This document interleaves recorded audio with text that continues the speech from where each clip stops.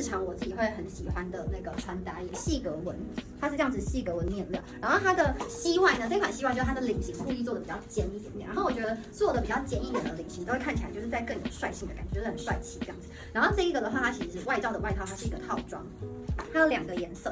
其实我觉得2个颜色算蛮接近，我身上是比较咖的，然后我手上的话是黑白配色，他们都有就是自己的西装裤，给你们看一下裤子的部分。像我自己觉得，你整套如果是穿这种比较格纹感的话，就会比较复古一点，会带有一点点复古的氛围感。对，然后这个咖我觉得它的颜色也完全不挑人，就是完全不挑肤色都可以。给你们看一下，很好看耶！我觉得这个格纹穿起来很高级，就是很有那种高级感。对，然后我现在把它拿来，就是我们把它拿来搭配其他的套装子。西装外套的话，我自己觉得套装啦，尤其是像这种就是面料比较特别，我都蛮推荐大家可以整套戴。那套装穿起来超级有气质，就是我觉得有时候会觉得，就是场合上如果一定要穿一个就是偏有点小正装感，可是如果你又不想穿裙装的话，我觉得这一套它的上身有故意做这种就是有点点造型感的肩带，就是比较圆领一点点，有点那种卡肩感。对，然后它的肩带呢又做得非常好，是它完全可以就是遮到女生最在意副乳的地方，它是可以全遮的。我觉得有一点点像那种就是微翘臀的版型，就是会让你的臀型这边我觉得是有一点点曲线感的。那裤管也有做一点小小的靴型裤，旁边侧边它还有做一个开叉。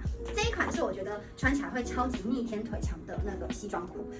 这一套就是如果你是不爱扎衣服的人，我觉得它拉出来也超好看，系在这边这样子也超好看的。